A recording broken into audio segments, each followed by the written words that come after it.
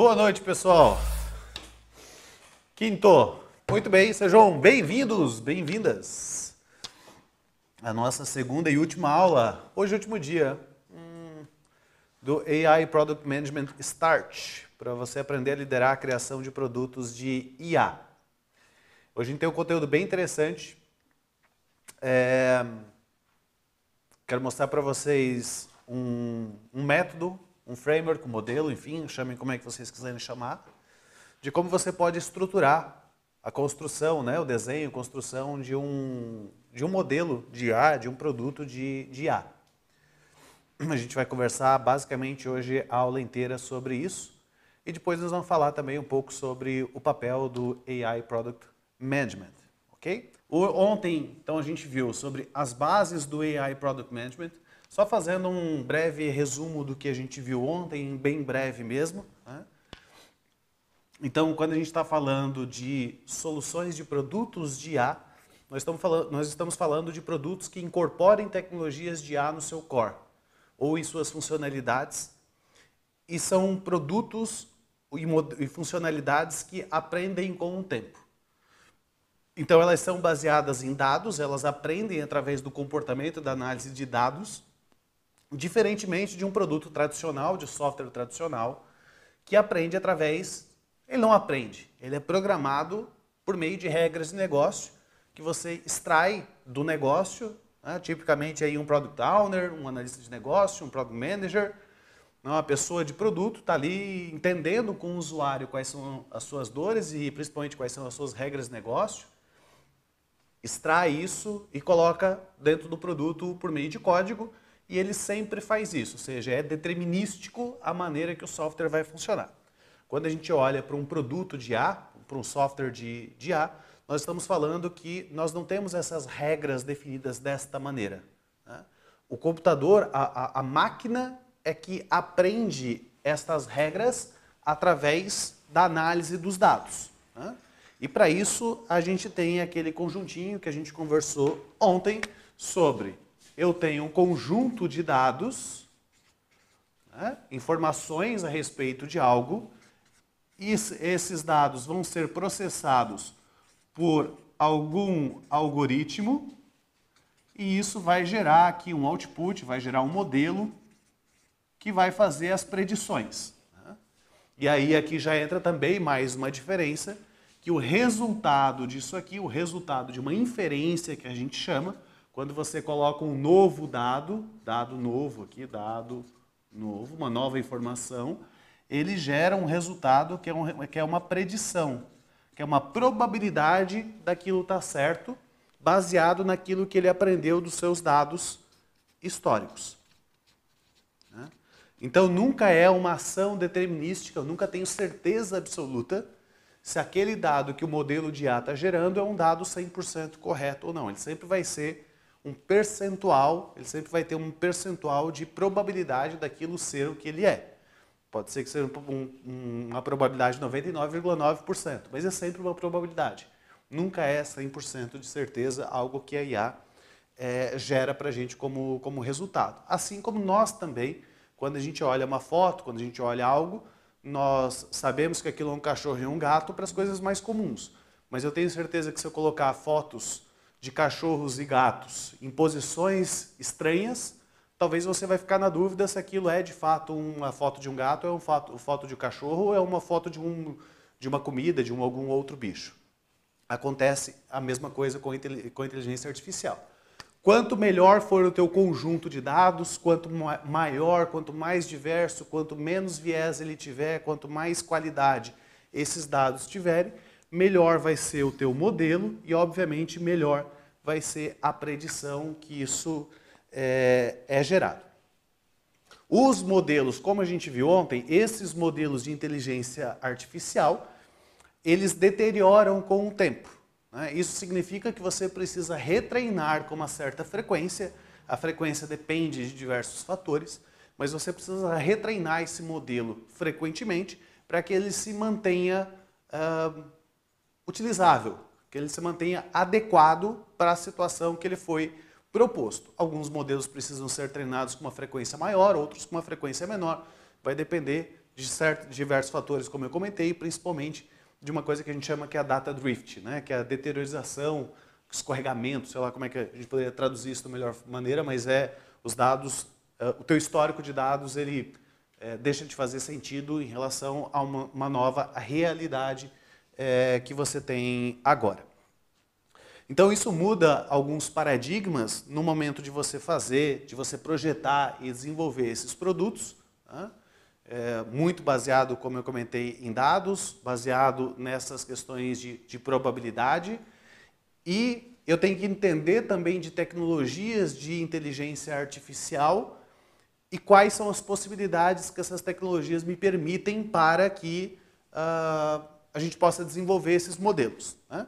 Então, se num modelo tradicional de desenvolvimento, a gente tem lá os famosos, né? O negócio, a intersecção da tecnologia com a intersecção de o X, e aqui está um produto tradicional. Quando a gente vai para esse modelo de inteligência artificial, a gente vê, muda a tecnologia, porque agora eu incorporo vários modelos ou algoritmos de inteligência artificial, muda a questão de usabilidade, né? Pode mudar tanto a questão da jornada que o usuário faz, quanto a própria questão de que normalmente os modelos de IA não possuem interface, eles são tudo back-end, então tem que pensar isso na usabilidade mesmo como uma jornada e não como uma tela. E entra aqui muito forte dados, né? Eu tenho que entender um pouco de gestão de dados. E dentro dessa tecnologia de IA, a gente tem vários modelos ou vários algoritmos de IA, e aí tem aquela questão dos algoritmos, a gente poder classificar eles como algoritmos clássicos, de machine learning clássico, de deep learning, né? E de IA generativa. Tá? Então, todos esses machine learning, deep learning basicamente fazem predições, ou eles vão resolver um problema de regressão, classificação ou de agrupamento, e IA generativa é a IA que gera coisas novas, e ali eu posso ter IAs que estão me gerando texto, IAs que estão me gerando imagens, sons e por aí vai. Tá? Então, assim, 5 minutinhos, um breve resumo do que a gente viu ontem. E aí, hoje a pergunta é, né? Legal, como é que a gente pode desenhar esses produtos e essas soluções de IA? O que é que a gente tem que pensar e como que a gente tem que pensar para fazer isso acontecer, tá? Então, primeira coisa que não muda em relação a tudo aquilo que vocês aprenderam sobre gerenciamento de produto é que o ciclo de vida continua existindo. Tudo tem um ciclo de vida, né? Nós, animais, plantas e tudo mais. Assim, um produto também tem o seu ciclo de vida, né? Quando a gente está falando de um produto comercial, normalmente a gente está falando desses produtos, eles teriam uma fase de introdução, uma fase de crescimento, maturidade, em algum momento ele vai ter um declínio. Ciclo de vida clássico de produto, que talvez a maior parte de vocês já deva ter visualizado isso aqui, né? Cada momento do teu produto, em que ele está num estágio, você vai ter desafios diferentes e como um gerente de produto, você vai ter que atuar de uma forma diferente. É muito diferente você ser um gerente de produto de um produto que está em maturidade para um produto que está em declínio ou um produto que está sendo introduzido, um novo produto no mercado, por exemplo, que sequer cruzou o abismo do caos que entra em introdução e crescimento. Se a gente pega, por exemplo, um sabão de pó Omo, ele está aqui na maturidade, né? Omo é Omo desde que eu me entendo por gente e tudo que eles fazem é fazer algumas campanhas de marketing aqui e acolá, dar um arzinho novo, mexer numa cara nova, mas continua sendo a mesma coisa, né?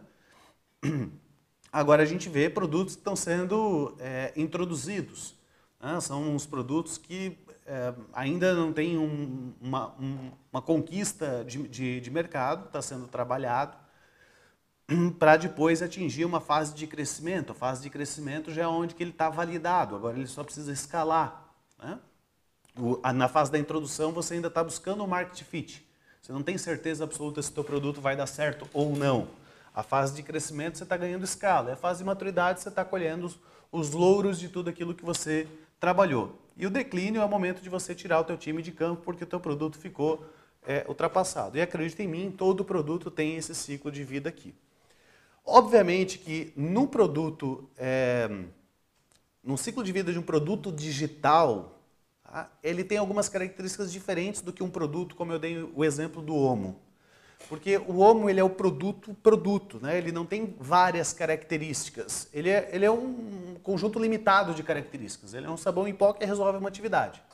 Quando a gente fala num produto digital, eu falo num app de um iFood, por exemplo, num software RP, num Salesforce, num SAP, você tem um conjunto gigante de features ali dentro, de funcionalidades. O produto, meio que ele não é uma coisa só, né? Mas ele é um conjunto de funcionalidades. O produto não é uma coisa encapsulada, mas é um conjunto, um somatório de outras coisas. Então eu gosto de observar, na verdade, o ciclo de vida do produto sendo o ciclo de vida das próprias features. Ou seja, um produto digital, ele não tem uma única fase, ele nunca está numa única fase. É muito difícil eu pegar um produto digital e dizer isso aqui está na fase de maturidade, todo ele está na fase de maturidade.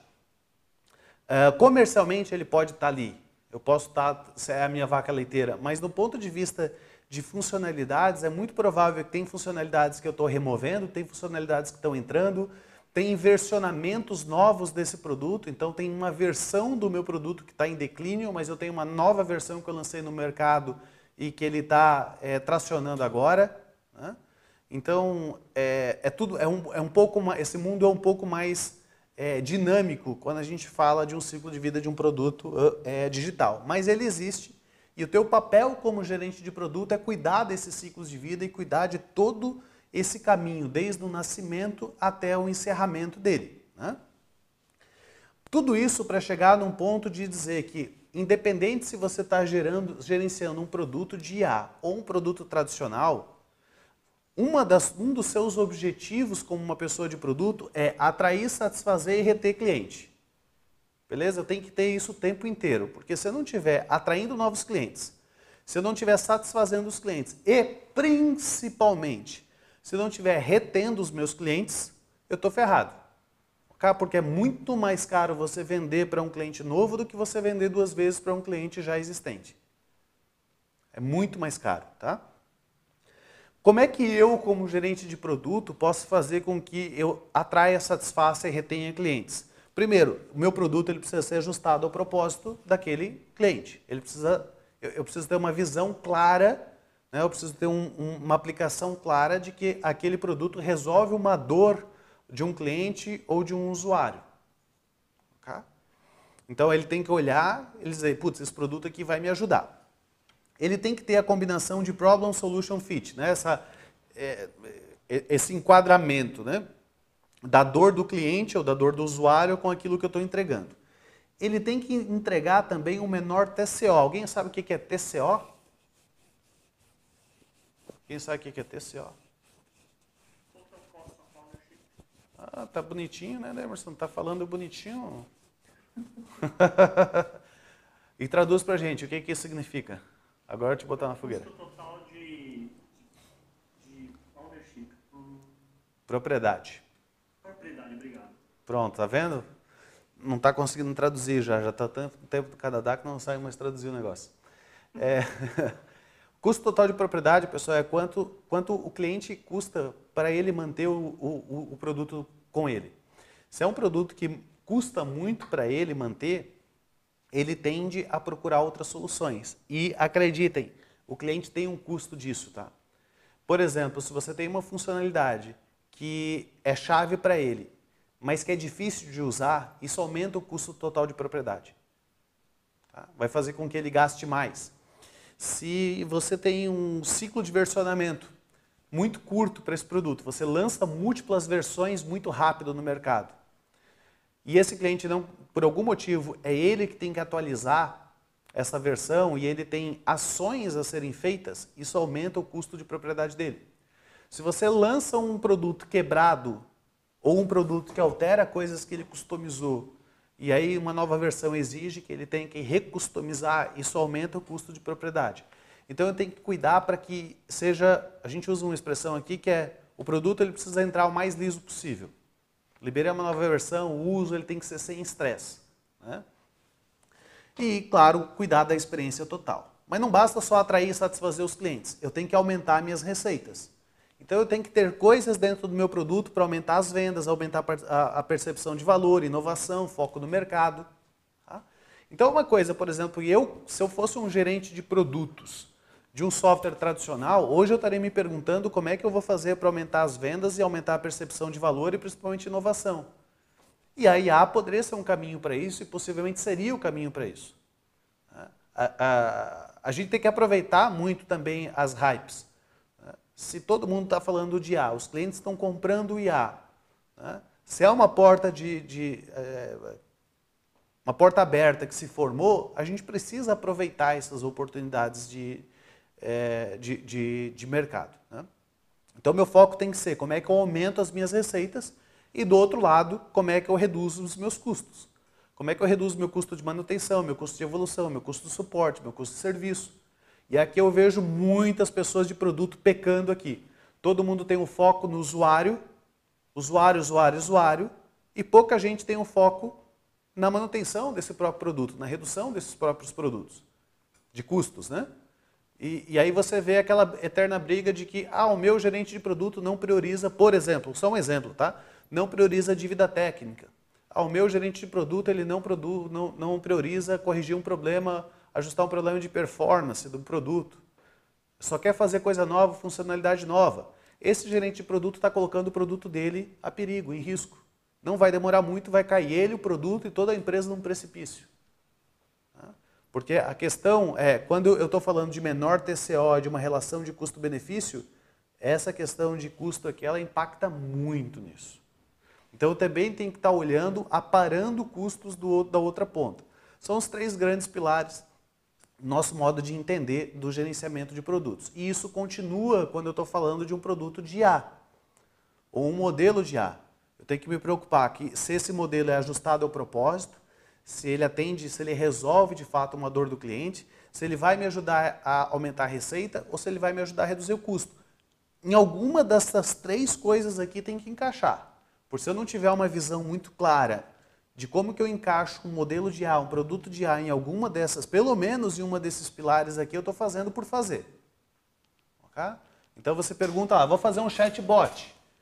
Para quê? Para dizer que tem IA. Tá, mas o que isso vai me ajudar a atrair um novo cliente? Vai me ajudar a satisfazer? Ou vai dessatisfazer? Tem muito chatbot que dessatisfaz o cliente. Pessoal, como é que a gente coloca isso então em operação? Como é que a gente começa a pensar em criar essas soluções de inteligência artificial? Primeira coisa, eu gosto de observar assim, para um produto ou para um modelo, para uma funcionalidade, lembra que a gente discutiu ontem aquela questão de que você tem várias estratégias para utilizar a IA, né? Você pode criar um produto inteiro de IA, como um Google Search, você pode aplicar criar algumas funcionalidades baseadas em IA, como recomendação de produto. Você pode criar uma plataforma, tipo um chat GPT.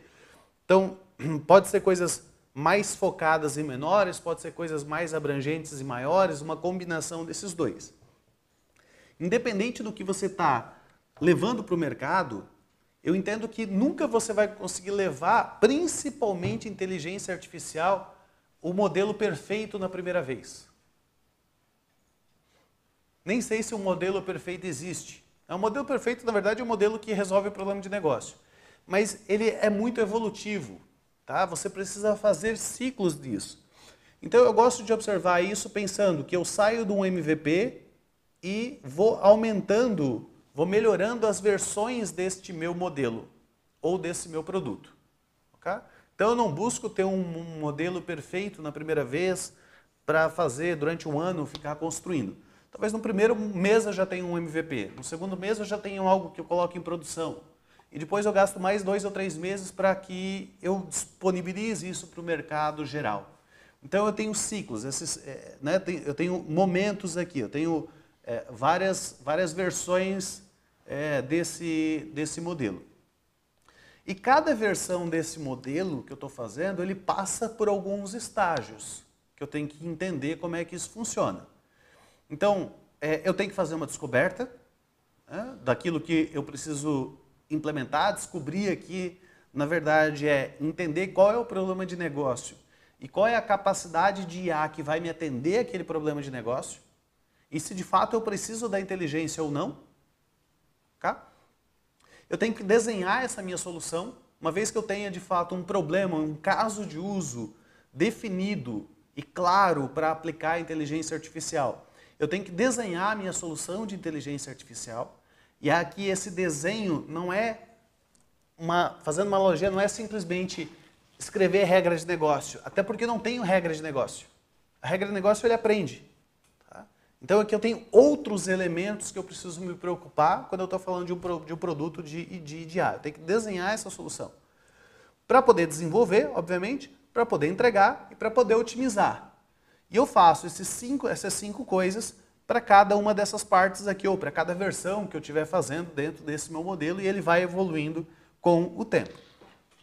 Então nós estamos falando lá no descobrir, né, no Discover, descobrir um problema, uma oportunidade única que pode ser endereçada com a inteligência artificial. Okay? Não é porque está na moda que você vai ter que colocar em tudo. Pensa bem no que você vai gerar. Desenhar essa solução de IA viável, ela precisa ser viável, precisa parar em pé. Aqui tem vários aspectos, por exemplo, preço, custo, nem preço, mas custo. É algo que eu como gerente de produto, preciso ficar muito atento a custo. Se eu uso, por exemplo, uma LLM como sendo uma estratégia central do meu produto, disponibilizada através de um RAG, por exemplo, a qual o cliente me faz uma pergunta, eu enriqueço com os meus dados, mas quem trabalha para dar resposta é uma versão do ChatGPT. Eu vou pagar tokens. Tá? E aí eu tenho, sei lá, 500 usuários por mês, fazendo em média 2 perguntas cada um. Cada resposta tem, sei lá, tantos tokens. Eu vou calcular uma média e de repente você vê que para escala é difícil. E aí eu tenho que começar a pensar em outras maneiras de satisfazer isso. Será que eu preciso de um modelo tão inteligente quanto o modelo 4o do ChatGPT para fazer tudo? Ou será que eu posso criar um modelo intermediário que usa partes do ChatGPT 4 e usa o ChatGPT 3.5, que é um modelo muito mais barato? Então, quando a gente está buscando design, nós estamos falando disso. Tá?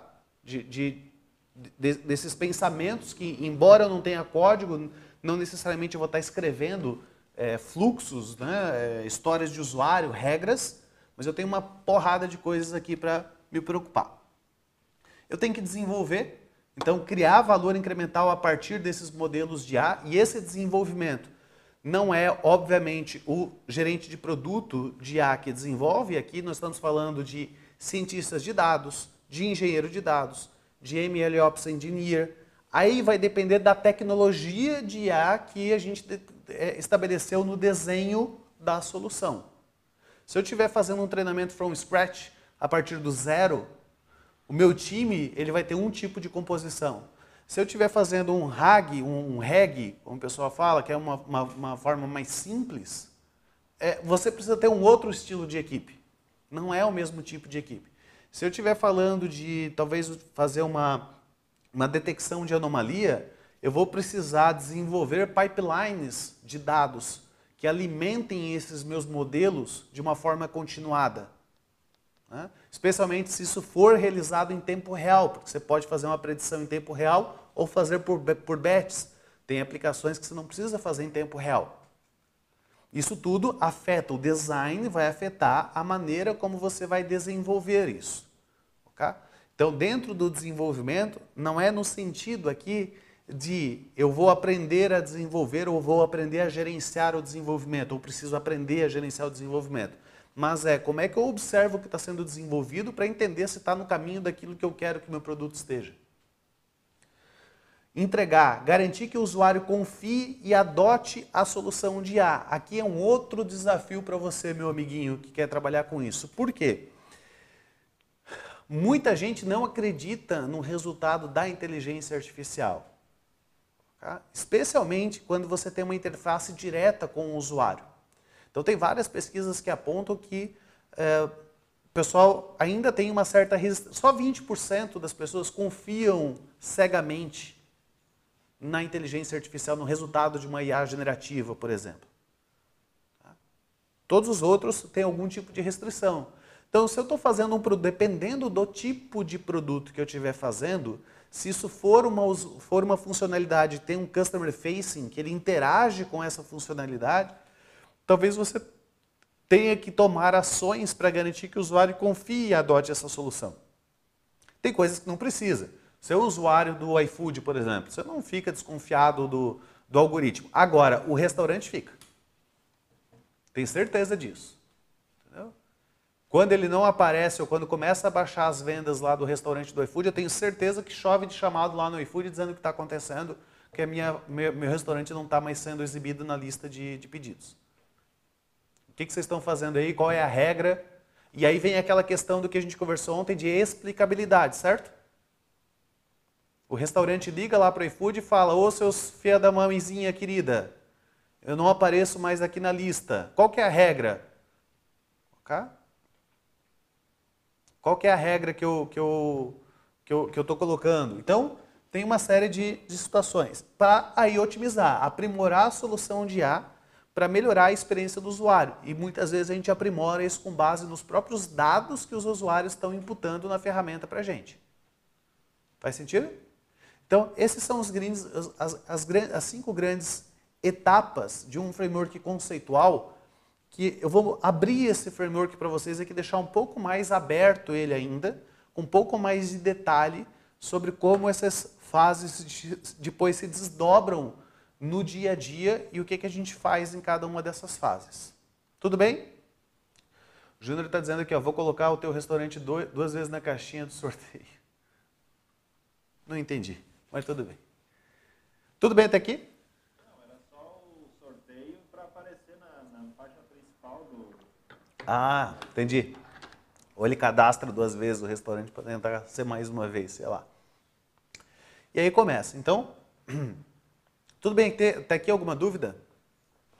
Fácil, muito fácil, meu Deus, como é fácil? Zé. A Cristina perguntou, existe alguma ação prevista de limpeza dos dados antigos quando se constrói uma solução de IA de uma maneira automatizada? Vai depender do caso a caso. Daí, né? Não tem algo... Você tem que analisar. Se está degradando, você analisa o que você vai fazer. Obviamente, essas áreas todas elas se comunicam, isso não é simplesmente para frente e para trás, existe todo vai e volta. Às vezes você está desenvolvendo e você tem que voltar para o discovery. Às vezes você está desenvolvendo e você tem que voltar para o design. O que vocês precisam também entender como gerentes de produto é que como o desenvolvimento de um modelo de AI é um desenvolvimento exploratório. Tá? Ele tem muita cara de pesquisa e desenvolvimento, e não só de desenvolvimento. Porque como ele aprende a partir de dados, o aprendizado que ele tem nunca é previsível. Eu nunca posso ter certeza do que ele está aprendendo antes de ele aprender. E aí, muitas vezes, quando ele aprende, eu vejo que ele não aprendeu bem o suficiente. E que eu tenho que mudar o algoritmo, ou eu tenho que mudar os dados, ou eu tenho que mudar a hiperparametrização, ou eu tenho que mudar o desenho da minha solução, que aquele desenho não deu certo, eu tenho que jogar fora e fazer de novo. Análise, eu vou fazer uma funcionalidade de análise de sentimento, que é uma coisa que bateu aqui na Nexo One para a gente fazer, tá? Qual é o jeito mais simples e rápido para você fazer isso? Utilizar uma LLM. Por quê? Isso a gente faz até com engenharia de prompt muito fácil. Você pega, por exemplo, um Claude, tá? E você pega você tem lá um Claude. Você vai lá e coloca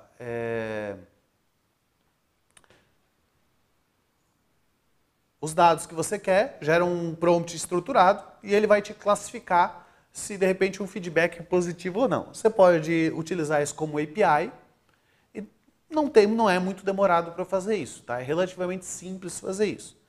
A questão é, fica caro. Dependendo do volume, e só faz sentido você ter uma automação dessa, uma funcionalidade dessa, se você tem volume de feedback.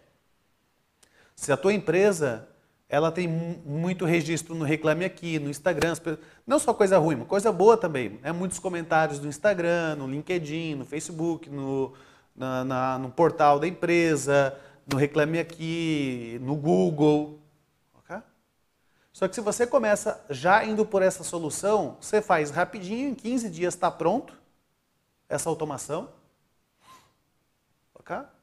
Só que você tem um custo alto de manutenção. Total cost of ownership vai aumentar muito. Então, normalmente o que a gente faz? A gente começa de uma maneira mais simples.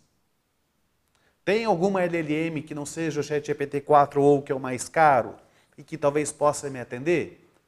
Tem alguma coisa que você já desenvolveu de machine learning clássico, porque isso é uma possibilidade também, que embora dê mais, custe mais e demore mais para desenvolver, também tem um resultado muito bom e é extremamente barato depois para você manter uma solução de IA dessa forma. E normalmente a gente começa testando pela situação mais simples possível e ver o resultado para depois ir aumentando e usando tecnologias mais caras de IA. Isso significa que talvez você tenha desenvolvido um modelo que você vai jogar fora para fazer um outro modelo com uma outra tecnologia. E isso é inconcebível no momento que você está fazendo um software tradicional. Você não quer jogar uma história de usuário fora e fazê-la de novo, certo? Cadastro de cliente você faz uma vez, você faz um cadastro de cliente. Pode ter manutenção evolutiva. Mas eu não faço uma vez o cadastro de cliente e falo, ah, não, vou fazer de novo. Aí você faz de novo, ah, não, vou fazer de novo. Com a IA acontece isso. Tá? Então, essas setinhas que estão aí de cima para baixo representam exatamente esse... não há um fluxo contínuo. Tá? Você pode voltar a ida e vinda para voltar. A Letícia já quer emitir o certificado, Letícia, calma. Certificado só no final da aula. Tá? Então, quebrando um pouco mais,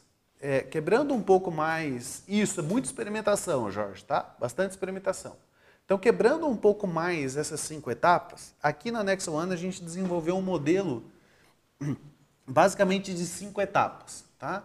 As 4 primeiras etapas aqui, baseado um pouco no diamante duplo, da ideia de projeção de produto, nesses 4 primeiros quadrantes aqui a gente está olhando muito mais para a parte de desenho do produto, o build, tá? ou o design do produto, e a parte de trás muito mais na entrega, na construção e na entrega e no monitoramento dessa entrega. Então são 8 etapas que a gente passa para desenhar, né, para desenhar e construir um produto de IA. Primeira parte, descoberta. Então eu tenho que descobrir, eu tenho que fazer um discovery. A descoberta, como eu comentei, é uma das partes mais importantes, que é para você identificar realmente o caso de uso e se ele se adere à capacidade da inteligência artificial. Tá? Eu vou abrir todos e depois eu vou passar um por um, tá? Aí eu tenho a parte de design, eu tenho que fazer o desenho da solução, eu faço uma prototipação e eu valido. Ok? Eu tenho um desenvolvimento, eu tenho uma entrega, eu tenho uma otimização disso e eu tenho um gerenciamento. Nada, quando eu olho essas questões de produção de produto, não tem nada aqui muito diferente em termos de etapa do que a gente já deveria fazer para qualquer outro tipo de produto. A questão é o que eu faço e como eu faço em cada uma dessas etapas. Tá? Então, quando eu estou falando aqui da descoberta, a principal pergunta que eu tenho que responder aqui é: quais são as oportunidades para implementar a IA? Que problemas a gente quer resolver? Quais benefícios proporcionar? E por que é a IA que precisa resolver esse problema? Essa é uma pergunta muito forte. Por que a IA precisa resolver esse problema?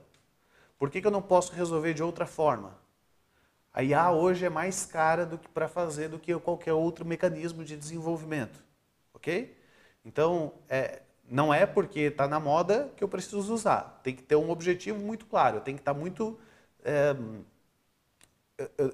claro que a melhor alternativa para resolver aquele problema é utilizando a inteligência artificial. Isso a gente faz dentro da fase de descoberta. Tá? Na fase de design, aí sim eu começo a pensar como é que eu projeto essa solução de IA, uma solução viável. Tá? Como é que eu mapeio essas necessidades de usuário versus a capacidade da IA? Que capacidade da IA que eu vou usar para entregar aquilo que o meu usuário precisa?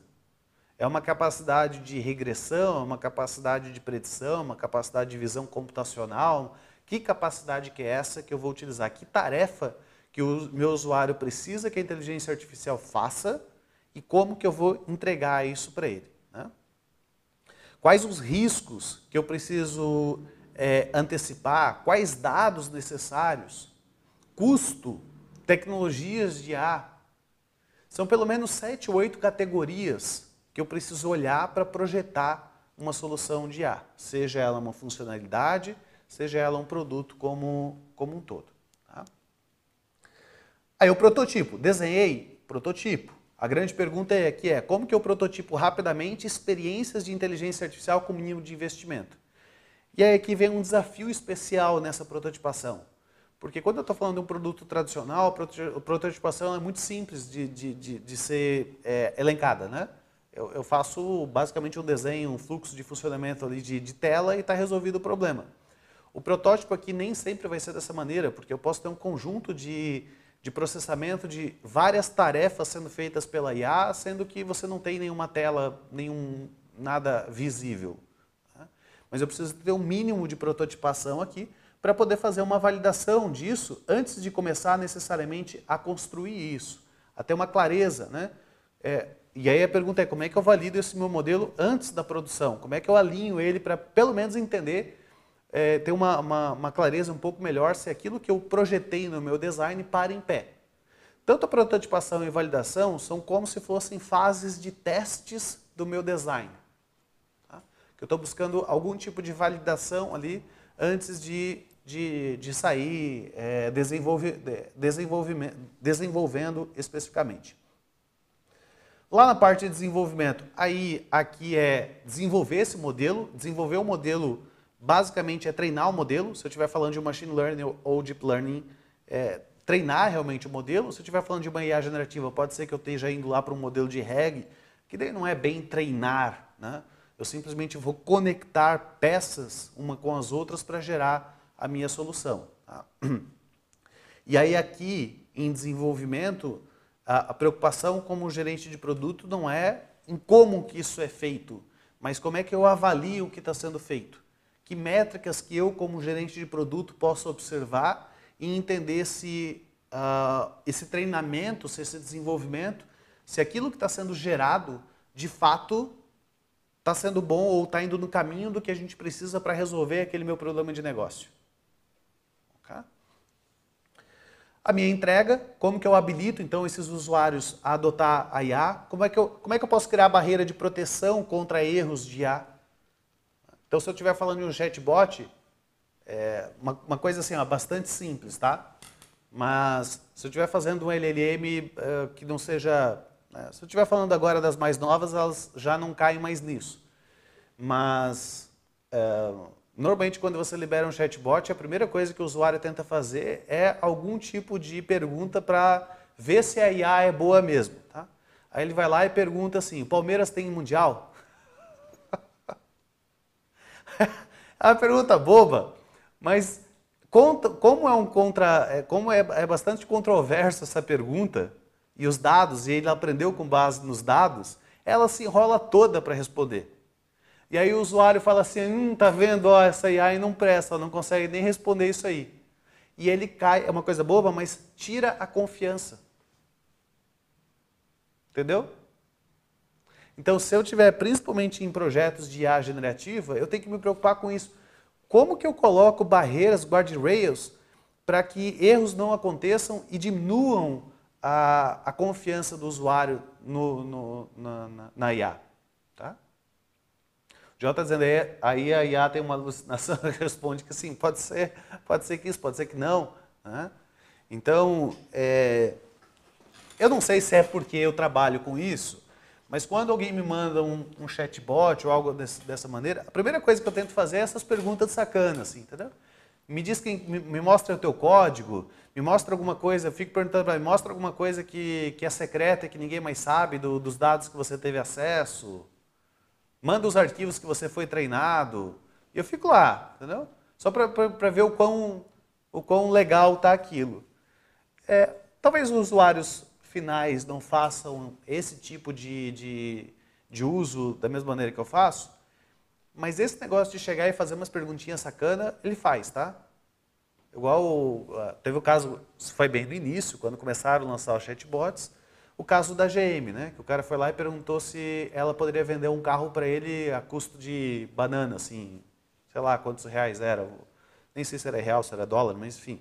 O cara foi lá, estava conversando com o chatbot, que representa a marca, certo?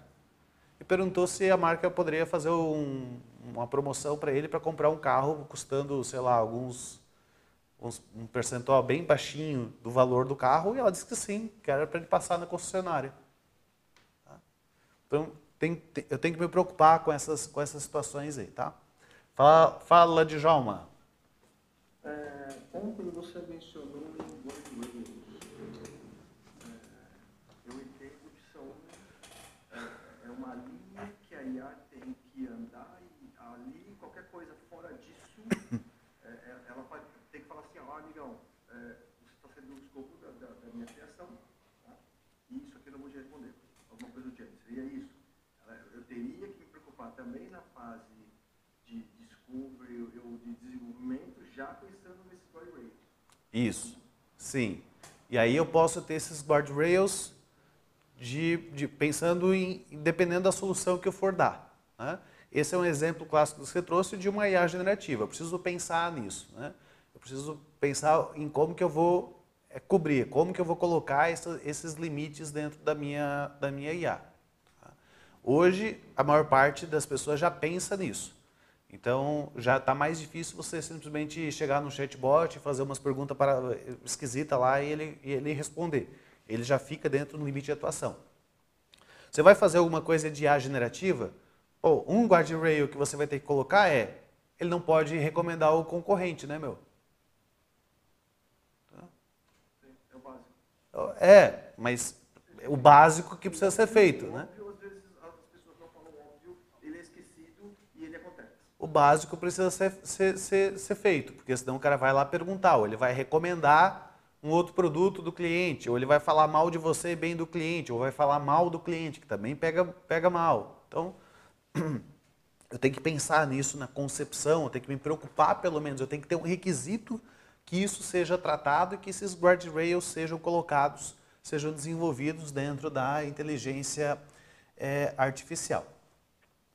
Lá na otimização, como é que eu otimizo a IA para a experiência do usuário? Como é que eu gerencio a expectativa deles em evolução? Como é que eu crio controles de feedback do usuário? Tá? Como é que eu crio controles de erro desse usuário? Por quê? O usuário me dando feedback, pessoal, eu consigo melhorar muito a experiência dele com a inteligência artificial, com a solução de IA. A solução de IA ela tende a melhorar com o tempo, se bem gerenciado. É a mesma coisa, a mesma estrutura, mas ela melhora. Por quê? Porque o próprio usuário vai me dando feedback, eu vou aprendendo mais com esses feedbacks e vou retroalimentando ele. E quando eu estou falando aqui de feedback, eu não estou falando necessariamente de ele clicar em alguma coisa e dizer, gostei disso aqui. Olha, você é maravilhosa. Olha como é que você acertou. Não. Às vezes o fato, uma rede social, só para pegar um exemplo que faz isso o tempo inteiro. Quando você está navegando uma rede social, seja ela qual for, e você para a tela em cima de um determinado post, aquilo é um feedback. Eu tenho que capturar aquilo como um feedback. Por quê? Porque se você não clicou nada, você não fez porcaria nenhuma, mas o simples fato de você parar em cima de um post, isso pode indicar, na maior parte das vezes, que aquele assunto te interessou. Então aquilo é capturado como um feedback para retroalimentar o modelo e da próxima vez te oferecer mais daquele tipo de conteúdo que você parou.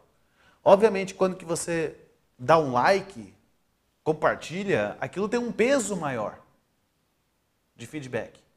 Aí a pergunta como que você vai capturar esse feedback no teu produto ou serviço que você está gerando? Porque, às vezes, a captura desse feedback, pessoal, não é uma IA, é desenvolvimento tradicional, desenvolvimento normal. Tem coisas assim, ó, que às vezes o pessoal se decepciona um pouco quando vê como é uma forma de um treinamento de um modelo de IA. Mas imagina que aquele caso que eu mostrei ontem aqui para vocês, simplista, do sorvete. Lembra disso aqui? Quanto que eu vou vender de sorvete? Aqui. Né? Aí o usuário vai lá usar esse negócio, ou ele detecta né, qual é a temperatura do dia lá, ou ele extrai isso de uma API que faz previsão do tempo, e aí ele recebe que a temperatura do dia vai ser -2 graus. Vai dar um dia muito frio no sul do país e vai dar um dia muito frio. A IA vai te dar uma predição, ok? Porque ela está programada para receber uma temperatura e vai dizer quantos sorvetes você vende. Só que com -2 graus ela vai dizer assim, ó, você vai vender -7 sorvetes. Não faz o menor sentido, mas isso aqui acontece. Porque o modelo aprendeu com base em correlação em números. Ele não sabe o que é o negativo, entende? Ele não sabe que venda de sorvete é positivo. Ele simplesmente está dizendo aqui. O que você faz então? Você vai ficar brigando com o algoritmo para que ele entenda isso aqui? Não. Muitas vezes você vai colocar um if, um hardcode lá, dizendo que toda vez que gerar um número negativo de venda de sorvete é para apresentar 0. Pronto. Acabou. Então tem algumas coisas que a gente precisa fazer, né, para otimizar essa experiência do usuário.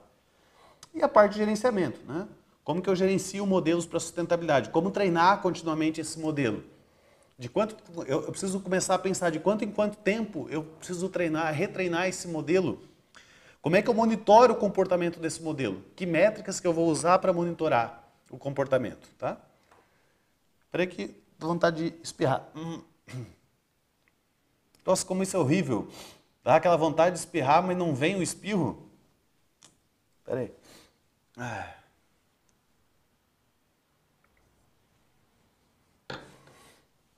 Vamos embora. Muito bem. Então, pessoal, deixa eu mostrar. Não dá tempo para a gente conhecer tudo isso aqui, mas eu quero mostrar um pouquinho, tá?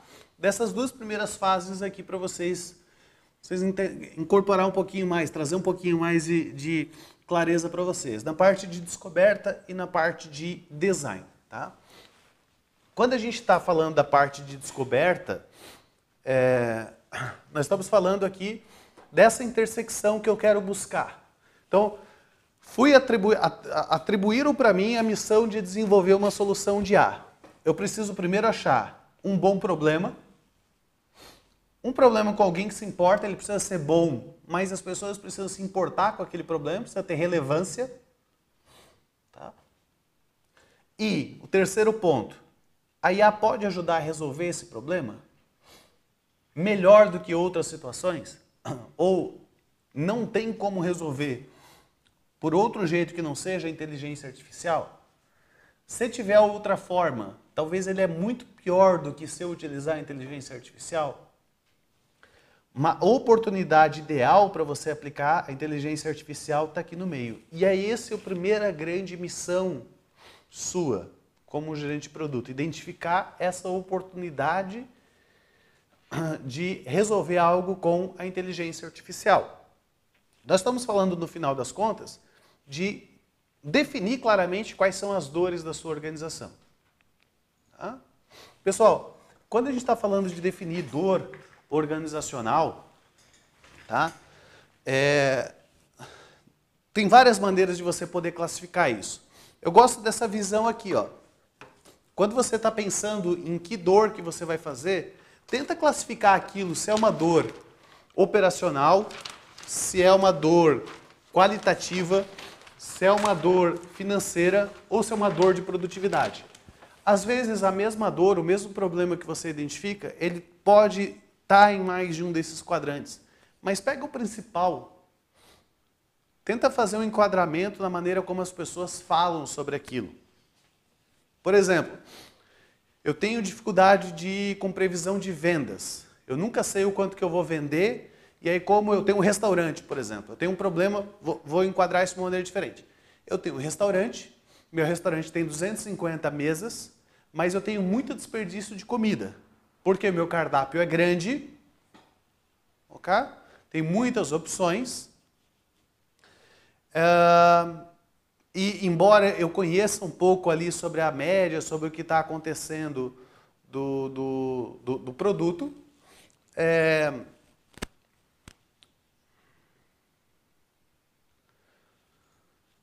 que eu conheço do produto, não necessariamente eu sei o que vai acontecendo na semana que vem, ou no mês que vem, ou daqui 15 dias. Então, às vezes eu compro muito peixe, o peixe não sai, acaba estragando. Às vezes eu tenho que descongelar muita carne, porque eu acho que vai sair muito prato de carne e não sai. Então eu tenho esse problema. Beleza. Então eu tenho um problema aqui muito claro, que é um problema operacional. Embora isso possa afetar a minha questão financeira, a minha produtividade, o meu operacional é muito forte. Então eu vou declarar isso como uma dor operacional. E como que eu posso melhorar esse meu operacional? Como é que a IA poderia me ajudar a ter uma maior previsibilidade desses pratos? Então, separar essas dores que você vai identificando por quadrantes, né, ajuda melhor você a declarar o próprio ROI disso. Tá? Uma outra coisa que você tem que ficar ligado nesse momento é que existem duas formas de você identificar essas oportunidades. Tá?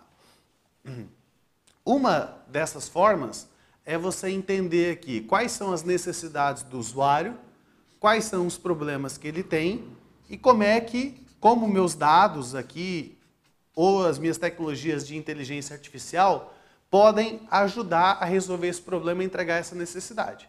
Então eu faço uma análise de cima para baixo. Tá? Mas existe uma outra maneira também de fazer isso, que é de baixo para cima. Através dos meus dados, eu encontro problemas que talvez ninguém nem saiba que existem aqueles problemas nos dados. Um papel, por exemplo, de um cientista de dados aqui pode ajudar bastante a fazer uma leitura das informações, a contar uma história. Os dados sempre contam uma história que nem sempre a gente sabe. Então, essas oportunidades elas também podem fluir de baixo para cima. Tá? Todas essas oportunidades aí, né, elas vão passar sempre por uma tríade. Primeiro você vai gerar, porque nunca vai ser só um problema que você vai buscar resolver. Talvez já veio ele encomendado. Mas às vezes você está buscando por problemas que possam ser resolvidos ou por dores para ser resolvidas. Então você vai ter um processo de geração de ideias, de oportunidades, de dores, de problemas. Você pode olhar essa parte de geração tanto em aspectos internos, vai lá, conversa com o teu CRM, conversa com a tua área de vendas, tua área de TI, área de negócios. Eu tenho certeza que se você conversar com esse pessoal durante uma hora só, a cada uma dessas áreas, você volta com um papelzinho cheio de problemas para você resolver. Vai, conversa com os clientes, observa o que a concorrência está fazendo, olha o que os teus parceiros estão fazendo. Tudo isso é fonte de geração de oportunidades para você resolver, tá? Uma vez que você tem essa lista de oportunidades, essa lista de dores declaradas, ou vai ser uma dor de produtividade, uma dor operacional, qualitativa, né?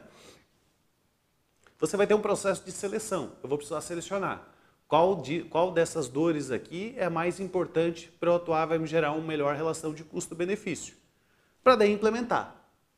Okay? E essa dor para a implementação, eu tenho que ter muito bem claro definido o problema e o objetivo, porque como eu não tenho um conjunto de requisitos necessariamente para lidar com isso, eu preciso saber onde que eu vou, qual é o meu destino. Porque o meu como, ele é muito mais dinâmico do que um software tradicional. Tá? Sempre centrado no usuário, envolve as pessoas certas, discute limites ou restrições desse projeto, seja de tempo, de orçamento. Tá? Desafia todas as suas posições existentes. Esse tipo de produto, esse tipo de desenvolvimento, ele é muito baseado em hipótese, e hipótese ou eu tenho que confirmar a hipótese ou descartar essas hipóteses. Né? E para daí, então, eu ter uma execução ali bem sucedida das coisas que são... das coisas que são feitas, tá? Então, a parte do AI Discovery é encontrar a coisa certa para ser feita com a tecnologia certa. Encontrar esse match. Okay? Eu tenho uma oportunidade aqui clara para ser atendido e dá para ser atendido com inteligência artificial. Quando a gente vai para a parte de design, aí eu quero fazer o quê? Eu quero desenhar a minha solução de inteligência artificial. E aqui eu entendo que é um trabalho um pouco mais pesado para você fazer. Tá? Um pouco mais pesado para você fazer. Tem alguns pilares desse design que você vai precisar olhar. Tá? De novo, se a gente estivesse falando de um produto tradicional, o que é o design de um produto tradicional, pessoal? O que eu faço quando eu estou desenhando um produto de software tradicional?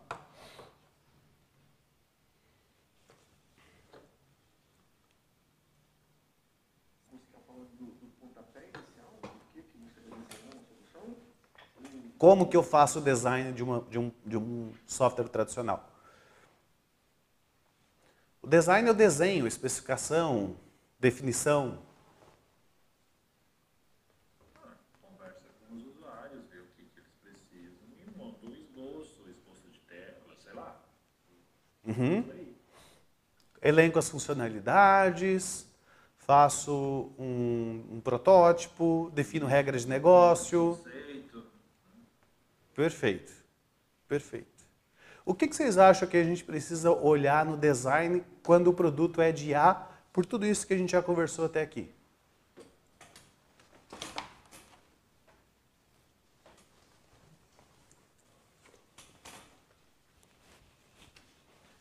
A primeira coisa não seria os dados que você vai utilizar para poder... Opa, surgiu dados. Aí, boa, dados. O que mais? Dados é um pilar importante, certo? Por que é um pilar importante? Os mais importantes. Aqui a gente está falando de, eu tenho que ter uma solução, eu vou usar IA. Porque eu daria um passo para trás, o que eu vou implementar de IA vai atender a necessidade? Eu estou usando uma bola de canhão para matar um dia. Isso eu já fiz na descoberta. A minha descoberta eu já tenho um use case. Eu já vou usar, já tenho um use case. Agora eu começo a pensar em desenhar essa solução. Como é que eu desenho ela? Como é que ela se comporta? E claro, durante o desenho eu posso descobrir que eu estava errado.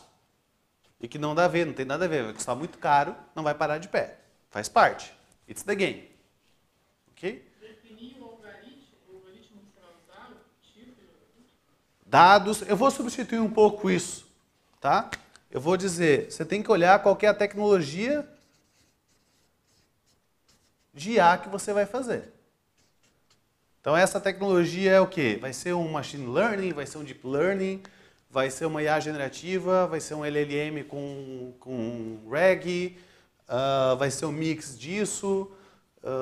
A ideia é utilizar, quebrar isso em várias tarefas que vão se comunicar, enfim. Eu tenho aqui um ponto importante para pensar também em tecnologia para ver se esse negócio para em pé. O que mais? O X. Eu tenho que pensar no X, como é que vai ser. Embora não tenha tela, mas eu tenha fluxo de funcionamento. Como é que esse usuário vai interagir? Ou como é o papel deste modelo de IA no fluxo de trabalho desse meu usuário, do fluxo de uso desse meu produto com o IA, eu tenho que pensar em um X também. O que mais? Os inputs e os outputs, né? O que ele vai retornar e o que eu vou ter que fornecer. Aí é dados, né? O que mais? Sendo com os dados, seria também o negócio.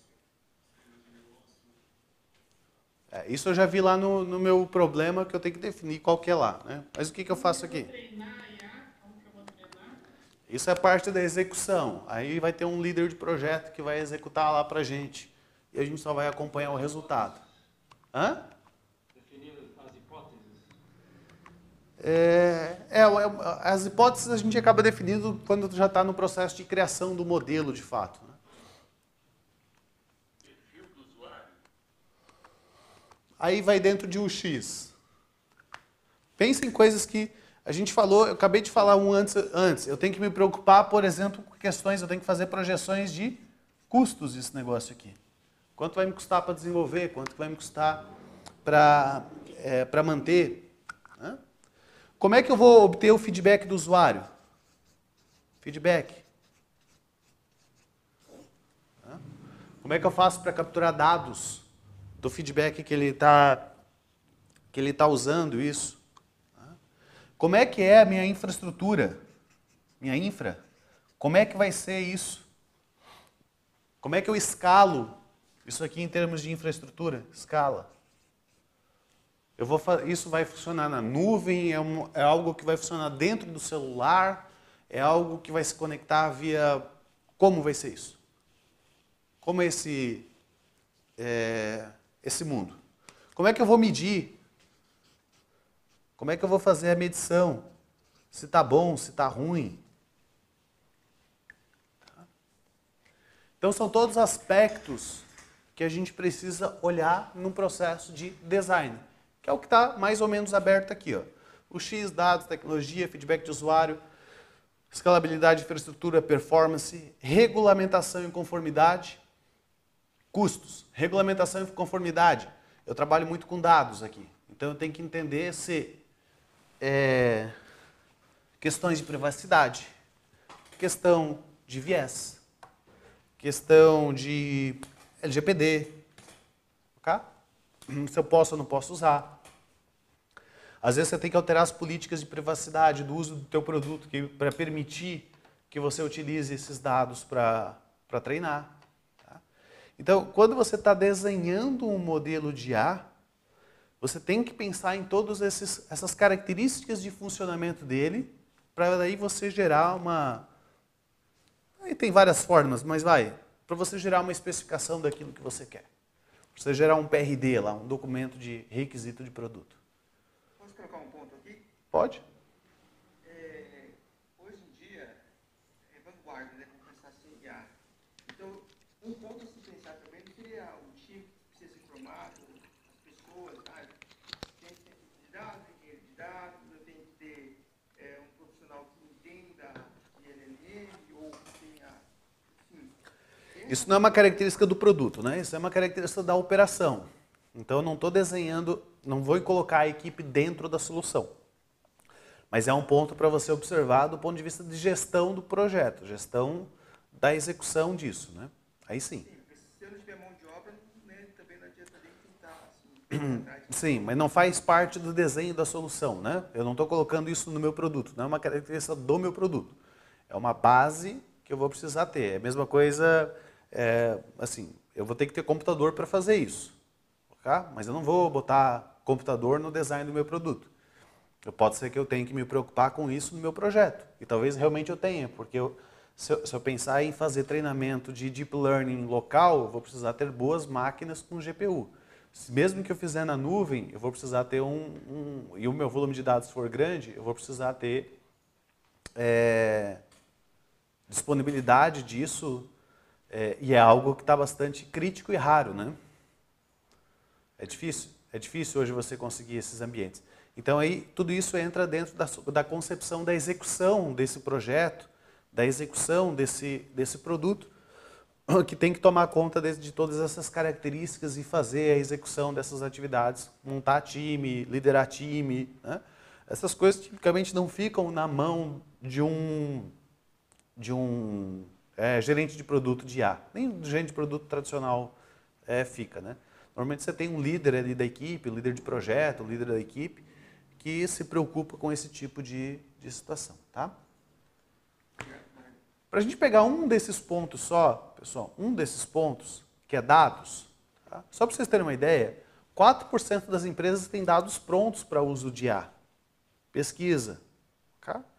Isso, obviamente, não significa dizer assim, pô, então as outras 96% não podem usar IA. Não é isso. Você pode começar com os dados que você tem. Inclusive, é isso que eu sempre recomendo. Comece com o que você tem. Tá? Desde que seja minimamente viável e a solução pare de pé, comece com o que você tem. Não espere um mundo perfeito. Até porque esse mundo perfeito não vai ter. Mas o que eu gosto de chamar a atenção aqui é que vai dar trabalho, tem um trabalho adicional aqui para se fazer quando a gente está falando de dados. Okay? Empresas maiores, por exemplo, comum ela ter, só pensando em dados estruturados, tá? É comum ela ter dois ou três produtos diferentes e que tem dentro desses produtos a base de clientes, o cadastro de clientes. Não é nem a base, no cadastro. E aí a Paula está cadastrada num sistema e está cadastrada no outro. Nem precisa ser muito grande, tá? Acontece comigo isso. Eu tenho 2 locais que eu cadastro vocês. Porque eu uso uma plataforma externa para fazer a gestão dos treinamentos e venda. E eu uso uma outra plataforma para cuidar mais de emissão de certificado e tal, fazer algumas coisinhas adicionais. Que eu não tenho como fazer isso numa plataforma de mercado. Eu tenho vocês cadastrados em 2 locais. E não é comum a pessoa se cadastrar na plataforma de vendas com e-mail e se cadastrar na plataforma de emissão de certificado com outro e-mail. Eu tenho a mesma pessoa com 2 e-mails diferentes. Ou muitas vezes nome diferente. Para emissão de certificado ela abrevia o nome, ela tira o nome do e-mail, e aí é a mesma pessoa com nomes diferentes. A mesma pessoa com erros de digitação. Só para dar um exemplo simples aqui. Que eu preciso trabalhar muitas vezes com esses dados para otimizar esses dados, para corrigir esses dados e por aí vai. Né? No final das contas, o ouro está lá nos dados. Né? O ouro está nos dados. E você precisa ficar, como um gerente de produto de IA, você precisa ter clareza que esses dados eles precisam ser enriquecidos. Né? Trabalhe com poucos dados, mas que sejam aprimorados. Pô, eu não preciso talvez de uma base inteira de 300 tipos de informação, eu preciso de 5. Mas essas 5, elas precisam estar seguras, governadas, corretas, precisas. Por quê? Porque se eu não tiver um dado seguro, governado, correto e preciso, o resultado do meu modelo fica aquém do que ele deveria ser. Faz sentido? Então, quando eu estou desenhando a minha solução de IA, eu tenho que observar de onde vão vir os dados. Como que a gente vai trabalhar com esses dados? E não necessariamente aqui é uma atividade que você vai fazer sozinho. Provavelmente não. Provavelmente se você estiver falando alguma coisa que seja realmente treinamento de IA, você vai precisar de um cientista de dados ou de engenheiro de dados. Você vai ter uma equipe aqui. E aí você vai sentar junto com esse engenheiro de dados e começar a conversar. De onde vêm os dados? Qual é a qualidade desses dados? Talvez ele vai ter que fazer um processo que na ciência de dados a gente chama de KDD, que é a descoberta de conhecimento de informações através dos dados. E começar a fazer um entendimento do que está ali, para entender o trabalho que vai ter para deixar esses dados a ponto de eles poderem ser utilizados e treinados. Mas eu preciso me preocupar com isso. Senão, chega na hora de desenvolvimento, eu não tenho os dados que eu achava que tinha não estão, porque se você chegar para qualquer pessoa que te pediu inteligência artificial e pedir se tem dados, se as informações estão lá, 95% vão responder tem e tá bom e a gente tem tudo e tá perfeito. É a resposta padrão. Sabe aquele lance de que quando você vai levantar regras de negócio com o cliente, conversar com o cliente sobre regras de negócio, lá no primeiro momento, quando você está vendendo o projeto, todo mundo sabe de tudo e tem e não se precisa preocupar que está claro. E aí quando você começa a fazer o projeto, você vê, putz, isso aqui não era bem assim, isso aqui ele falou que é de um jeito, é de outro, isso aqui não combina lá, isso aqui não tem, essa regra não bate com a outra. Dados, acontece a mesma coisa com os dados. Experiência já própria. Né? Então eu tenho que estar atento para isso. Saber que eu vou gastar um certo tempo aqui para olhar e projetar os dados. Tá? Se a gente fosse resumir o trabalho em relação a dados, eu tenho que olhar uma diversidade de dados, eu tenho que representar todo o espectro de cenários, isso é um cuidado muito grande. Como é que a gente olha isso? Do ponto de vista de ciência de dados, pessoal, Existem técnicas para você averiguar isso, tá? Você, como gerente de produto, simplesmente precisa saber fazer as perguntas certas e ter garantia de que realmente eu tenho essa diversidade de dados. E se eu não tiver, como é que eu busco ela? Okay? Eu vou fazer um software de reconhecimento facial. Perfeito. As imagens que eu tenho têm a diversidade necessária? Senão acontece igual aconteceu com os bancos quando eles começaram a implementar reconhecimento facial. Vocês lembram disso? Não. Vários bancos sofreram com isso. O cara estava de óculos, barbadão e de óculos, não conseguia reconhecer. Tá?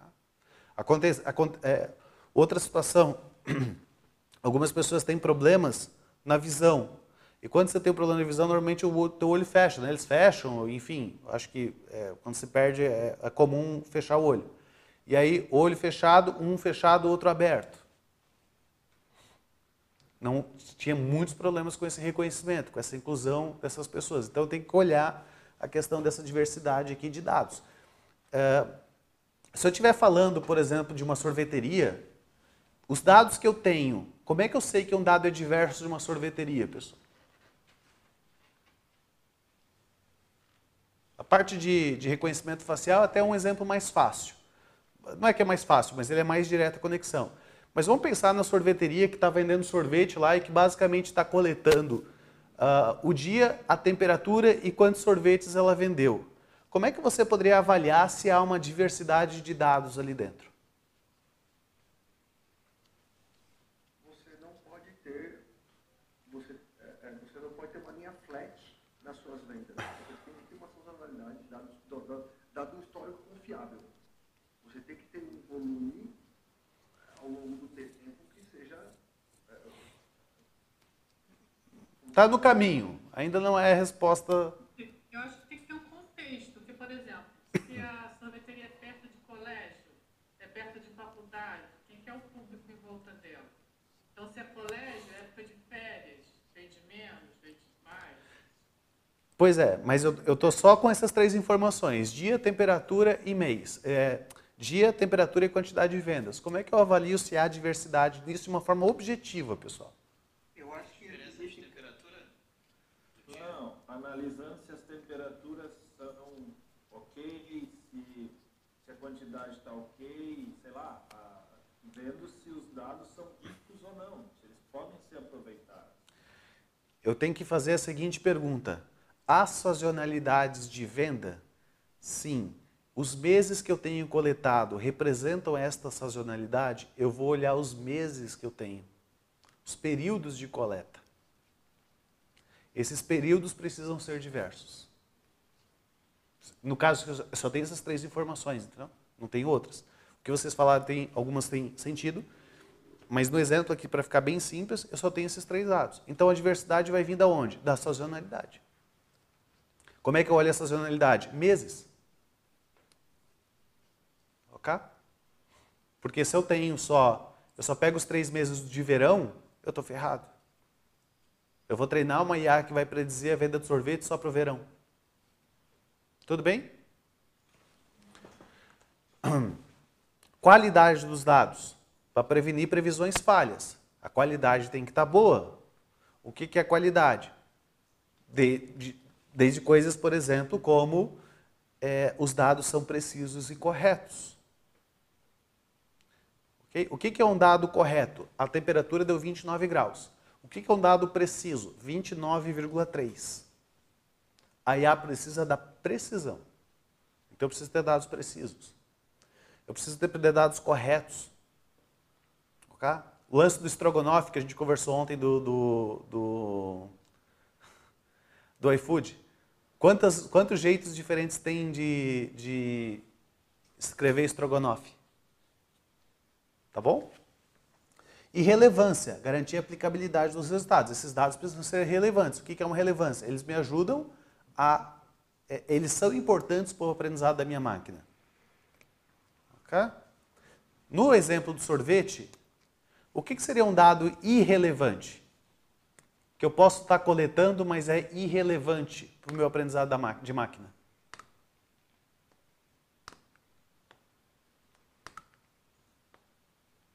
O sabor do sorvete até pode ser, eu vendo muito, Sérgio, pode ser relevante porque eu quero fazer uma predição por sabor, inclusive, para olhar o meu estoque.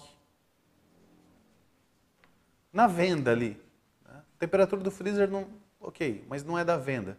O que seria um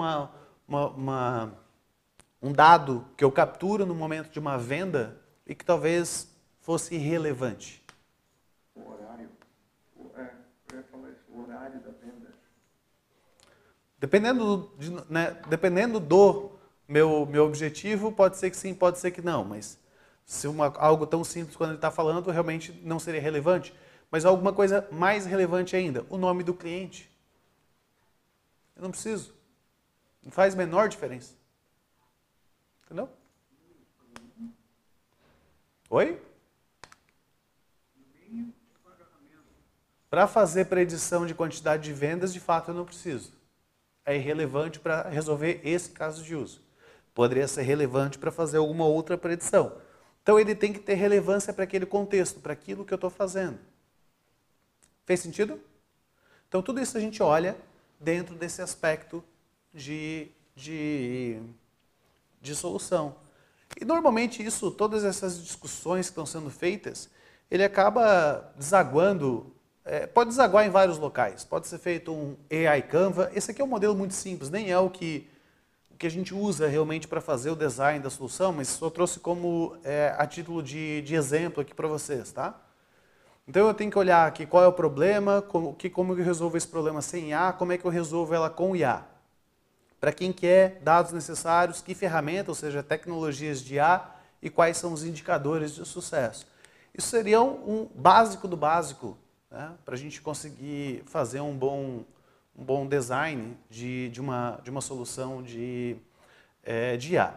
Eu particularmente prefiro que essa saída desse Canvas ele se reflita em um PRD, num documento mesmo de especificação de produto, né? De modelo de IA, a qual você tem esse conjunto de informações todas da maneira como você vai levar. E tem as questões de infraestrutura, tem questão de métricas, tem todo o planejamento disso. Esse design, pessoal, não é uma coisa única também, você não faz uma única vez, tá? As coisas são bem dinâmicas, lembra dos ciclos, né? Então, às vezes, você vai melhorando isso com o tempo, você vai trazendo novas informações para o teu produto, para a tua solução aí de IA. Fez sentido toda essa conversa aí para vocês?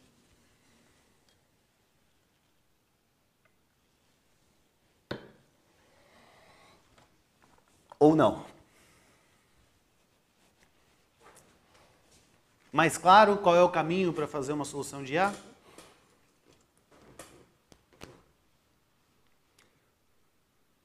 Beleza? Então, uma visão geral, né? Obviamente, dentro de cada uma dessas etapas aí, tem muito mais coisas para a gente se preocupar. Cada pilar daquele de desenho da solução, eu tenho que pensar em vários pontos para fazer um bom design de solução, né? Para que quando eu desenvolva isso, tenha uma chance maior de dar certo. Vocês já viram, não sei se vocês já viram ou não, mas tem algumas estatísticas que mostram que 80%, 80% 85% das soluções de IA, né, eles chamam lá de projetos de IA, mas projeto no sentido de criação desses modelos, eles dão errado, eles fracassam. Muito desse fracasso é em função da falta desse entendimento e dessas definições de serem feitas ao longo desse desenvolvimento. Eu não olho muito bem os dados, eu não sei muito bem se... Eu não entendo qual que é essa dinâmica que vai acontecer, eu não penso muito bem nos guardrails, eu não penso muito bem em como é que eu vou captar feedback do usuário, eu não penso em várias coisas. Tá? E aí, se eu não penso em várias coisas aqui dentro do meu produto, a coisa vai dar ruim, e aí ele vai falhar. Tá? Entendam também que todas essas questões que a gente está trabalhando aqui, não são questões que eu trabalho numa única vez, que eu tenho que definir numa única vez. A gente não está falando de fazer esse desenvolvimento de produto de uma maneira waterfall, uma etapa depois da outra. A coisa, na prática, ela é muito mais interativa do que isso, tá? É meio que beira assim, um pouquinho de caos ali. É bem mais dinâmico do que um desenvolvimento de software tradicional. Então se assemelha muito, a gente trabalha muito com a questão de iterações, é um pouco diferente também na execução do dia a dia de um projeto, mesmo um projeto ágil, utilizando Scrum, Kanban, qualquer coisa, tem as suas diferenças, porque ele não é baseado em funcionalidade, ele é baseado em modelo. E aí, para desenvolver modelo, eu tenho que lançar hipóteses, e são as hipóteses que eu testo e valido, as hipóteses para descartar, né? Ou para aprovar uma hipótese, para confirmar essa hipótese. Então, tem alguns aspectos ali dentro da execução desse desenvolvimento que também eu preciso ficar atento. Mas é bastante dinâmico isso, tá? É bastante dinâmico. Mas algumas coisas, sim, eu preciso ter de definição de uma forma... quanto antes eu tiver, melhor, tá? Podemos ir para o 3, um caminho para você se tornar um AI Product Manager? Vamos. Ai, ai. Estão cansados aí, não? Já estão cansados? Não? Ainda não. Eu Bem tô. interessante isso. Eu tô. Eu tô. Mas é legal. Vamos lá. Um caminho para você se tornar. Pessoal, um AI PM, um AI Product Manager, tá? Ele é um gerente de produto. E quando eu estou falando aqui AI Product Manager, entendam, Product Owner, Business Analyst, AI, qual que é a porra do outro nome que agora eles colocam? A área de produto está igual à área de agilidade, tem cargo para tudo quanto é lado. Vai dar merda igual, entendeu? Daqui a pouco vai começar a layoff da área de produto. Como é que é lá? Tem o Business Owner, mas tem o outro cara de produto que é o Júnior.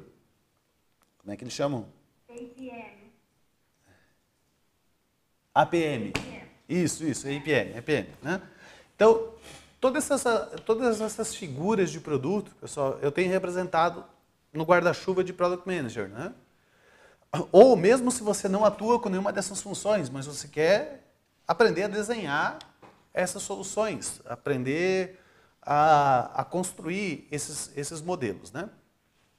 Então, essa pessoa que trabalha com IA, ela é uma pessoa de produto, ela precisa ter uma base desenvolvida, um mínimo de uma gestão de produto tradicional. Ela precisa entender de tecnologia de IA e ela precisa conhecer de dados. Essa tríade, né, é que forma um bom gerente de produto de IA. Indo detalhando um pouquinho mais, eu vejo isso aqui, pessoal. A parte de baixo é uma parte um pouco mais normal, padrão. Ele precisa ter habilidades essenciais de gestão de produto. Então, um gerente de produto de IA é um gerente de produto. Então, precisa entender ciclo de vida de produto, precisa entender de pesquisa, de usuário, de empatia, tá? Conhecer um pouco dessa gestão, pelo menos, de produto. Preciso ter expertise específica do domínio do negócio. Então, se eu sou um gerente de produto da área financeira, eu tenho que conhecer um pouco de financeiro, pelo menos um pouco de financeiro. Tá? Se eu sou um gerente de um produto da área de varejo, eu tenho que conhecer de varejo. Tá bom? O que muda? O que acrescenta? Eu tenho que conhecer sobre ciclos de vida de produtos de IA, ou seja, como esse produto de IA acontece no mercado. Essa questão, por exemplo, de que os dados degradam. Precisa estar claro para mim, preciso saber que eu tenho que ter um retreinamento disso, um monitoramento contínuo, né? E eu tenho que ter uma compreensão específica de soluções de IA, como essas soluções de IA funcionam. Para que aí sim eu possa projetar, né, essas soluções. Então, na prática, você precisa ter habilidades de uma pessoa de produto tradicional, empatia com o usuário, visão, design, profundidade técnica, comunicação, liderança, priorização, né? E uma habilidade aqui de um AI PM. Fundamentos técnicos de IA, definição de problemas de IA, literacia de dados, ciclo de vida de produto de IA, melhor gerenciamento de certeza e ambiguidade, gestão de risco, explicabilidade, parte regulatória, um pouco de privacidade ali para entender como que isso respinga no teu produto, né? como que esse produto é desenvolvido e treinado para poder interagir com as equipes, porque você aumenta, um profissional de produto de IA, ele aumenta a sua exposição, ele aumenta os seus stakeholders. Porque num produto tradicional eu lido ali com um engenheiro de software, com um analista, um engenheiro de software e um testador. Agora, quando eu estou falando do produto de IA, é bem provável que você mantenha essa interface com essas mesmas pessoas, porque esse produto, esse modelo de IA, ele não vai funcionar totalmente isolado, ele sempre vai ter uma conexão com algum software tradicional, certo?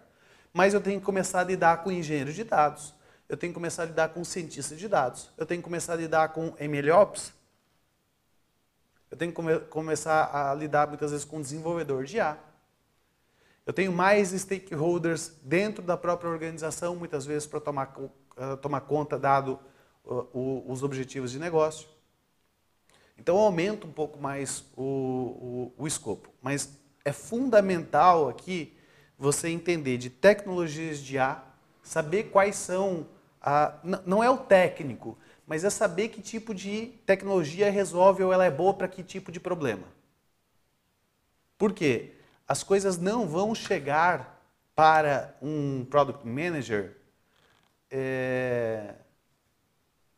não vão chegar da seguinte maneira: Paula, eu tenho aqui para fazer uma tarefa de predição para a gente olhar o preço que eu posso vender, o preço futuro do sorvete, e aí eu quero que você pegue esses dados aqui. Não. O cara vai chegar e vai dizer: puta, Paulo, eu precisava de alguma coisa aqui para ajudar a organizar melhor minha entrada, minha previsão de venda aqui de produto, porque eu não sei quanto que eu vendo, quanto que eu vou vender e tudo mais. E aí precisava de alguma coisa que me ajudasse, que já fizesse programação automática, e o cara vai... E aí você vai ter que começar a separar isso. Então, isso é uma coisa, isso aqui é outra. Para esse problema aqui, você vai ter que usar esse tipo de tecnologia. Para esse problema aqui, você vai ter que usar esse outro tipo de tecnologia. Okay? Só um exemplo do que eu estou falando aqui. Ó. Como é que o iFood ele tem um sistema muito, muito bom de recomendação de produto. Beleza? Então, existe uma IA de recomendação de produto. Um modelo para recomendação. Só que, muito antes de fazer recomendação de produto, eles têm um modelo para fazer a classificação dos itens. Na verdade, um modelo não. Vários modelos só para classificar itens. O que é a classificação de itens? Imagina que o cara vai lá, que o restaurante vai lá e cadastra um prato que é o frango grelhado. Eu preciso classificar esse item. Eu preciso dizer o que é o principal desse produto. O que ele tem de outras coisas. Tem arroz. Então, arroz, ele tem frango, ele tem isso. Eu tenho que classificar isso de alguma maneira para poder entender o que a pessoa gosta e o que ela não gosta para poder fazer uma recomendação. Mas ele tem alguns problemas. Como é que eu faço com um combo? O combo é um hambúrguer, uma batata frita e um refrigerante. São todos 3 produtos que eu posso vender individualmente, mas eu estou vendendo no combo. Como é que eu classifico isso? Então, eles têm vários modelos só para olhar a classificação desses itens. E essa estratégia é uma das partes mais importantes do ponto de vista do design da solução. Então, buscar essa compreensão aí, ela é fundamental, tá?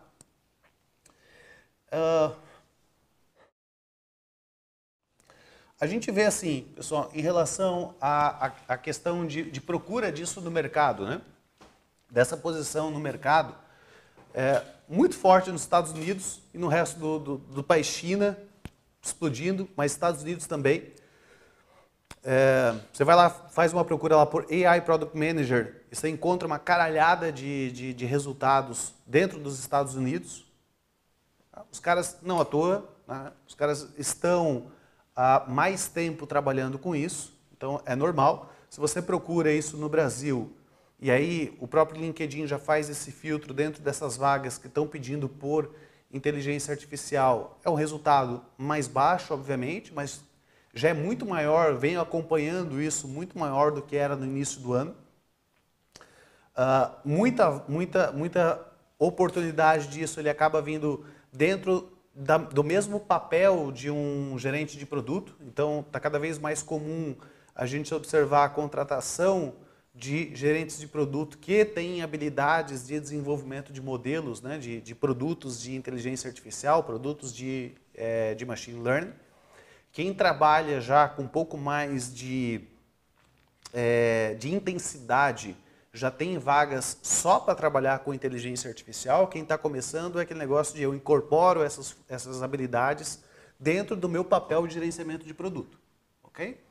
E se eu parar para pensar que eu sou um Product Manager e o meu papel como Product Manager é levar inovação, é aumentar minhas vendas, ou seja, né, criar inovação, criar produto novo, fazer com que o meu usuário fique cada vez mais satisfeito, muitas vezes essa própria demanda de colocar IA dentro do meu produto deveria ser a partir de mim mesmo como gerente de produto e não da minha empresa. Eu quero colocar isso para dentro do meu produto. Porque eu estou vendo o seguinte, putz, eu tenho um problema aqui de... esse eu não posso contar ainda para vocês. Esse exemplo eu não posso contar porque pode dar chabu. Mas alguns eu já comentei com vocês, mas especificamente não. Mas sei lá, você trabalha com um produto que venda de roupa, por exemplo, ou venda varejo. Pô, será que você não pode colocar uma inteligência artificial para fazer classificação de clientes? Sair daquele negócio de curva ABC, que é todo mundo igual. Por que você não usa uma inteligência artificial que classifique os clientes dos teus clientes, os clientes que estão na tua base do teu produto, e apresente insights melhores para os teus usuários, para que eles possam, fazerem vendas melhores? Putz, isso é uma aplicação legal. Análise de sentimento de feedback, que a gente comentou aqui. Por que eu não coloco isso dentro de uma funcionalidade, dentro do meu produto, que eu gerencio o meu produto para oferecer isso para os meus clientes? Eu posso ser um intraempreendedor, sacaram? Então não é só porque a minha empresa, o meu diretor está pedindo. Eu, como gerente de produto, como líder de produto, como pessoa de produto, deveria estar fomentando isso dentro da minha organização. Levar esse tipo de inovação para dentro de casa, ser mais proativo dentro dessas soluções. Faz sentido?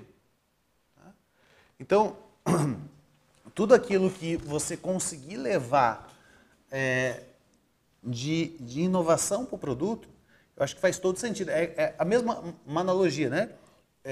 Quando a gente saiu do mundo de uma tela só de computador e foi para a tela móvel, a mesma situação. Né? Não necessariamente isso veio um pedido específico de um cliente para isso. Mas eu tenho que inovar, eu tenho que gerar. Então, eu tenho que começar a projetar os meus produtos para que eles funcionem não só numa tela do computador, mas que funcionem também num celular. Né? Então, a mesma situação aqui. E não tenho dúvida, pessoal, que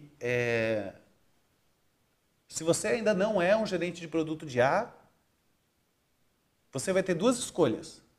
Ser ou deixar de ser gerente de produto. Porque não vai existir produtos daqui para frente que não sejam mais, que não utilizem pelo menos partes dele de inteligência artificial. Não faz o menor sentido. O poder da inteligência artificial dentro dos produtos gera um ganho de eficiência enorme. Então não faz mais sentido eu poder atuar com a inteligência artificial e não atuar. Falávamos ontem da Magi, né? Vocês tiveram curiosidade? Depois, eu acho que eu não tenho mais convites, senão eu conseguiria liberar para alguém que quisesse utilizar de verdade lá. Mas a Magi vem quebrando, e eu tenho certeza absoluta, os caras receberam um aporte agora de 28 milhões, se eu não me engano. Tá? 3 meses receberam um aporte de 28 milhões. Eu não tenho dúvida que eles vão arrebentar com muito banco. Porque eles trazem um novo paradigma, percebe?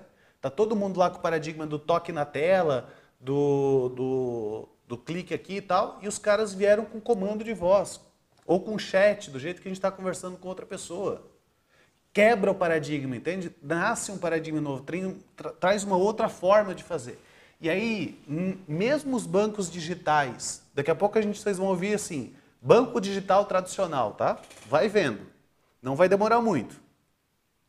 Vai ter o banco tradicional e o banco digital tradicional.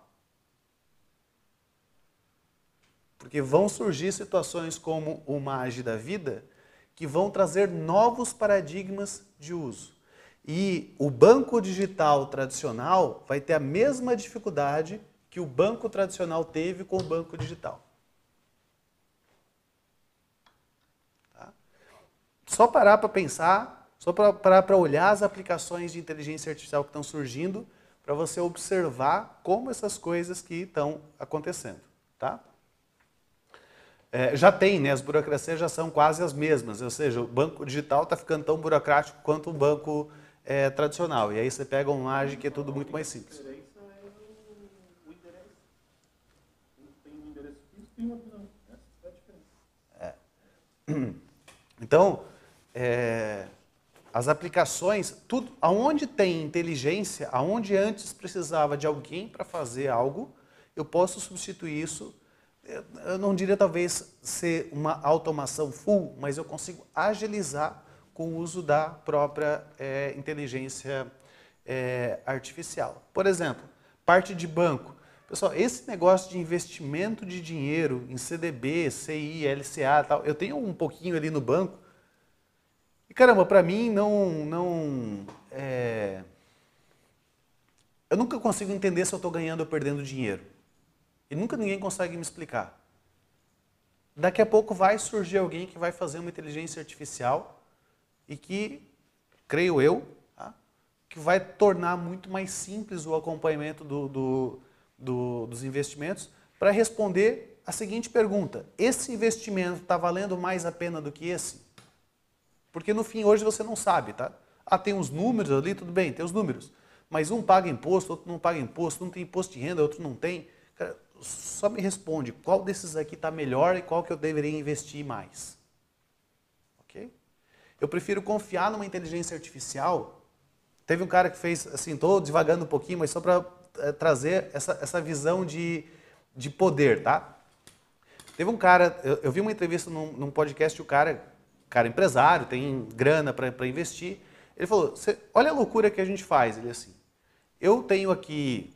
Eu sei lá qual é o valor que ele falou, tá? Mas eu vou falar. Eu ganho R$1 milhão aqui por mês e eu quero fazer investimento. E quem que me atende, quem que me orienta a fazer o meu investimento? Uma pessoa que não tem dinheiro para investir, tipicamente. Que é um corretor que pode ganhar relativamente bem, mas que não tem o mesmo volume de dinheiro para fazer recomendação da onde que eu tenho que colocar o meu dinheiro. Não é um contrassenso?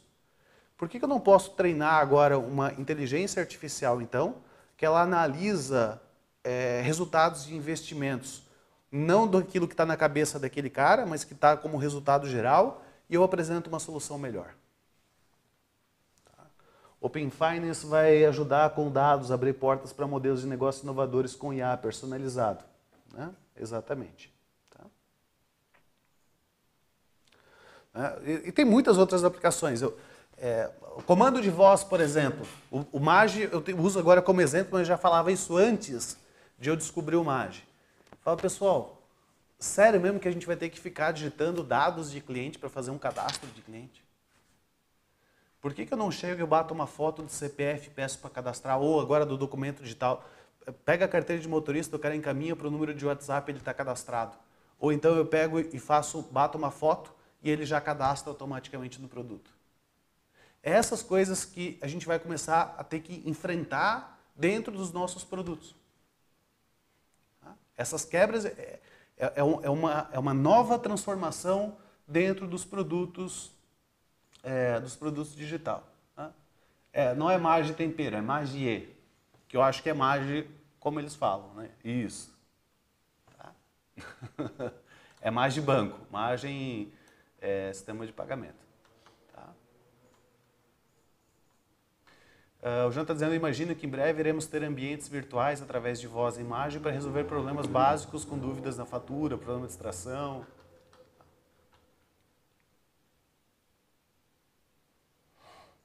Isso aí. Muito bem.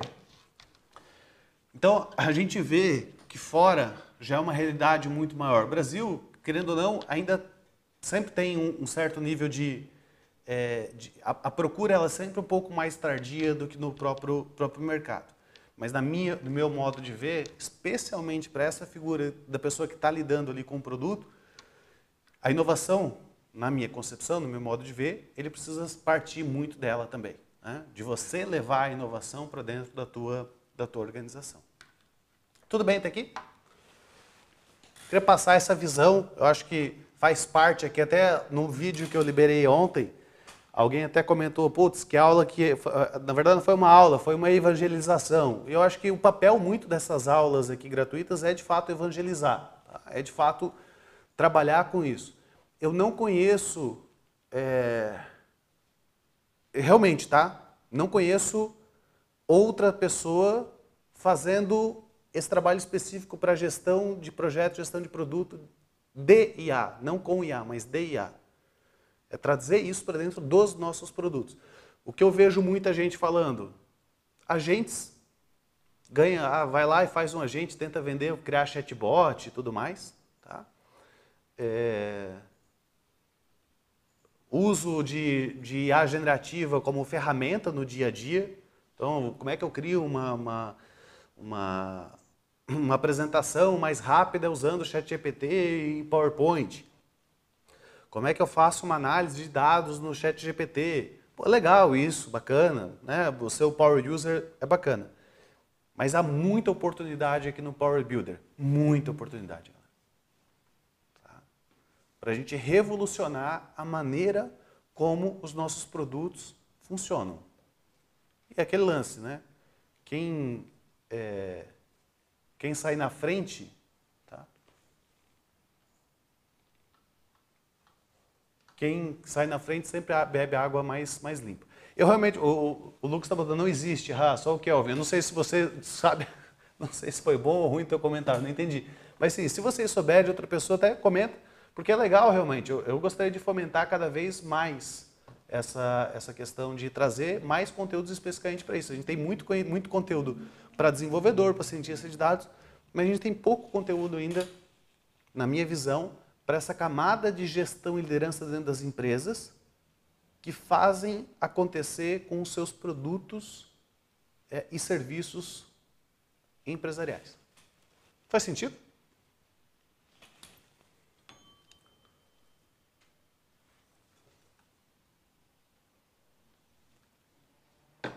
Muito bem. Pessoal, a gente, assim, eu espero que tenha conseguido passar uma visão dentro dessas quase 4 horas aqui, a gente está indo para o fim, que tenha conseguido passar uma visão legal para vocês conseguirem conversar e dar os primeiros passos de vocês dentro das organizações.